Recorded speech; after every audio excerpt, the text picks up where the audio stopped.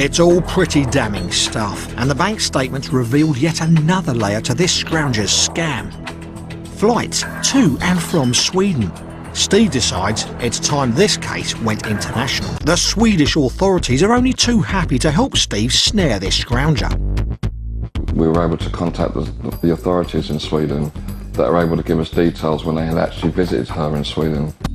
In 2009, DWP investigators received an anonymous tip-off about a Somalian asylum seeker called Amina Muse, who came to live in London in 2004. The caller alleged Amina was using two identities to claim multiple benefits for herself and her 5 children. But that wasn't all. But she also had a Swedish identity of Ayaan Abdullah, that she was also claiming benefits in that name in the United Kingdom, but also she was claiming benefits in the name of Abdullah in Sweden for herself and her children. DWP fraud investigator Steve Thompson set about trying to unravel this complex case. The evidence against Amina Muse and her alter ego Ayaan Abdullah came thick and fast and was pretty damning stuff.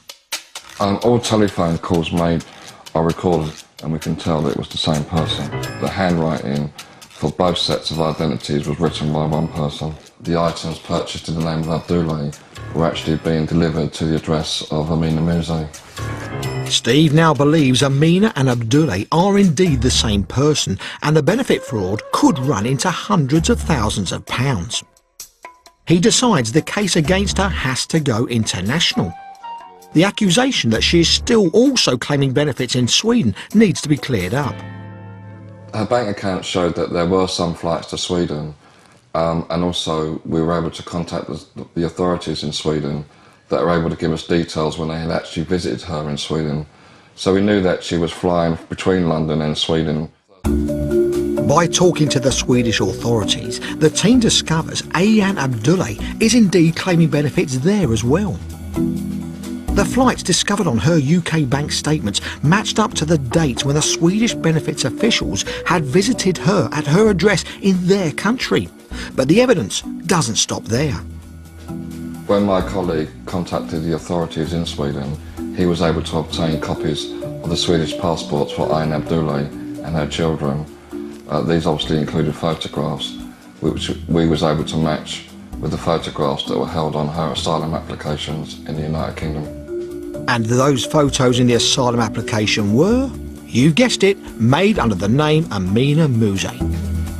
The Swedes also confirm she now owes them around £50,000 in falsely claimed benefits. After months of investigation, the team was confident that they had enough evidence to put a stop to this scammer's 6-year benefit fraud bonanza.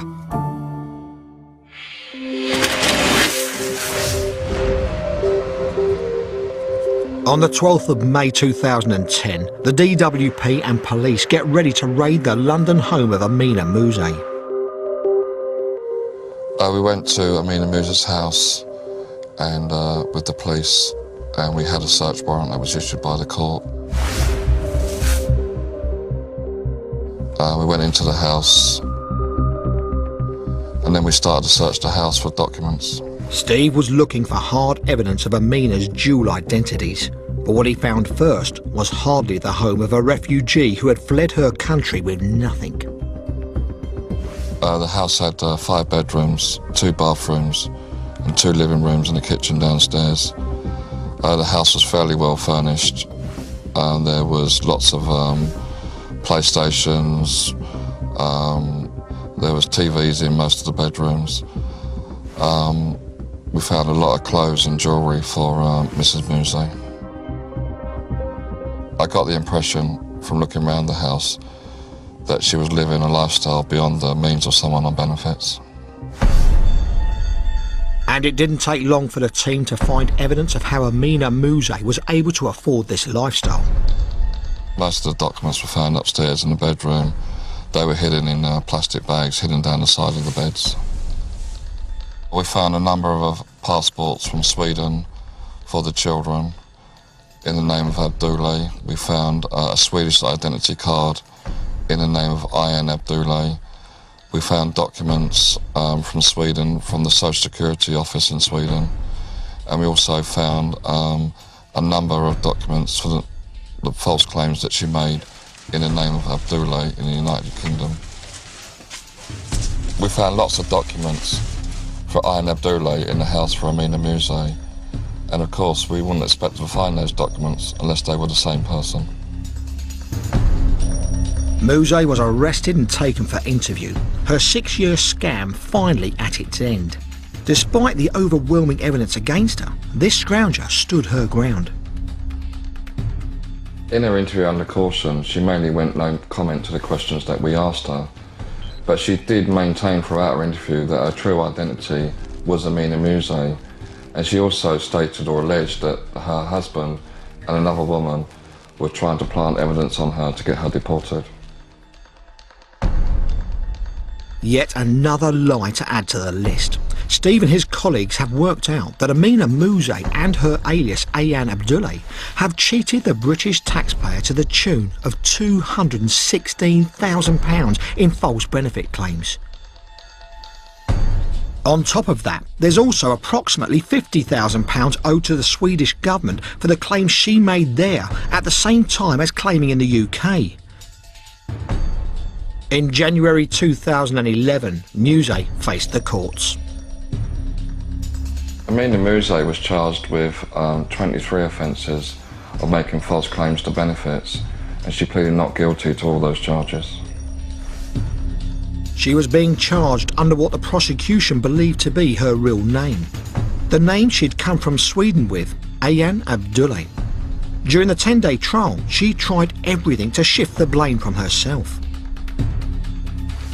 During the trial, Amina Muse slightly changed her story, and she made further false allegations against myself, saying that I was also involved in planting documents in her house with her husband.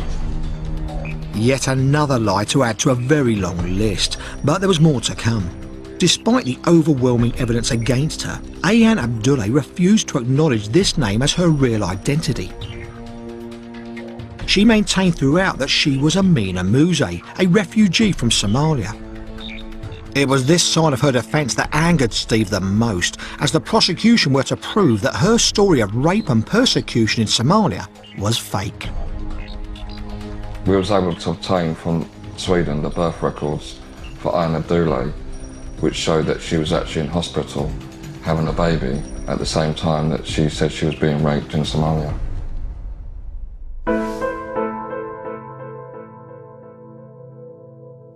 It was quite horrific that she was using these stories, these atrocities that allegedly happened to her in Somalia, to cynically exploit the asylum system in the United Kingdom to obtain benefits, bearing in mind that there are many genuine asylum seekers who have genuinely faced these atrocities in their own countries. No matter what lies still spilled from Ayan Abdullah's lips, her scrounging ways had caught up with her. The jury took just 2 hours to find her guilty of all 23 charges against her. The judge sentenced Ayan Abdullah in the name of Ayan Abdullah because he accepted, along with the jury, that that was her real identity. He sent her to jail for 4.5 years. I was very pleased with that result. That's one of the longest jail sentences that the Department for Work and Pensions has achieved in one of their investigations. Ayan Abdullah actually stole £261,000. This is one of the largest amounts of fraud that I've had to deal with in my career.